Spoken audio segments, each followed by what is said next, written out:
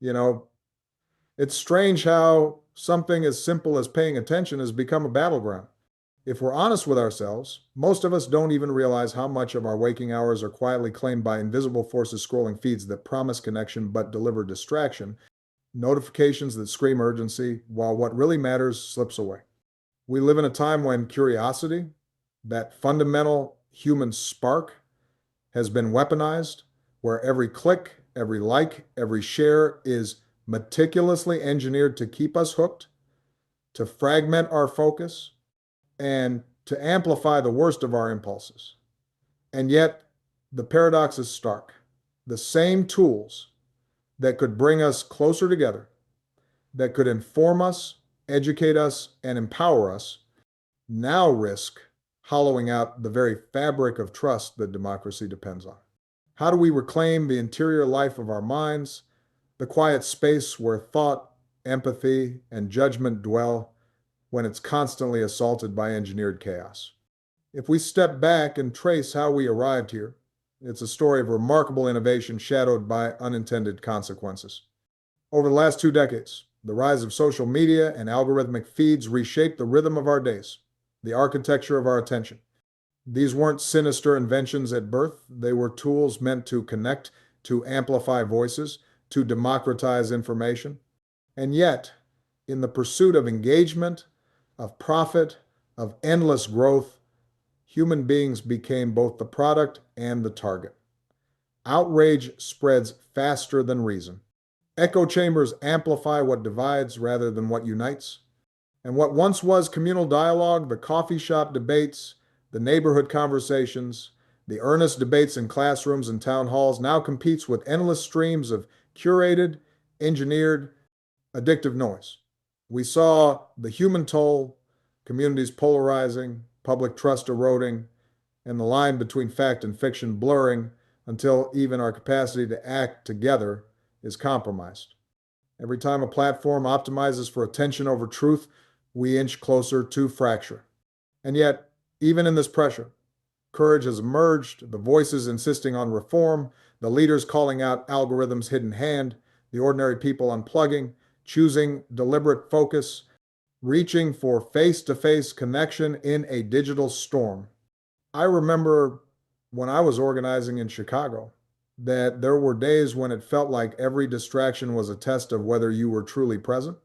The work required listening, truly listening, to the fears and hopes of people whose lives were often overlooked. You couldn't rely on sound bites or viral outrage. You had to look into someone's eyes, understand what mattered to them, and patiently build bridges. Later, in the Oval Office, you learn quickly that attention is a scarce and precious resource. Whether it's the American people tuning into national debates or your own staff juggling crises that never sleep.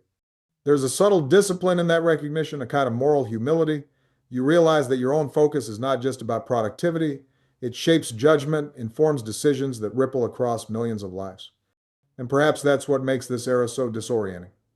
The forces that pull at our attention are relentless, invisible, and seductive, yet the stakes are immeasurably high. If we allow our minds to be hijacked by algorithms and outrage, we risk surrendering not just our time, but our collective capacity to act with clarity, empathy, and justice. And so it becomes a question of human nature itself. We're curious, we're social, we respond to stimuli and those qualities. Once our strength have become vectors for exploitation, this teaches us that liberty is not enough. Freedom without discernment, without intentionality, can become a form of captivity. Democracy depends not merely on the right to speak, but on the capacity to listen and reflect. Our technology, like any powerful tool, carries both promise and peril. It can enlighten or it can fracture. It can connect or it can isolate. Leadership in this context is as much about moral clarity as policy acumen. To confront the manipulation of attention is to confront our own vulnerabilities, to ask ourselves whether we are shaping the tools we inherit or whether we are quietly being shaped by them. Hope is not blind optimism.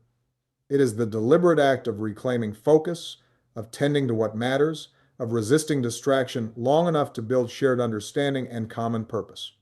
In a world of engineered chaos, attention becomes an act of courage, and connection becomes a moral choice. At the close of the day, the question is not whether technology can be fixed. It can, through oversight, through ethics, through ordinary citizens asserting their will over engineered impulses. The question is whether we will rise to the responsibility.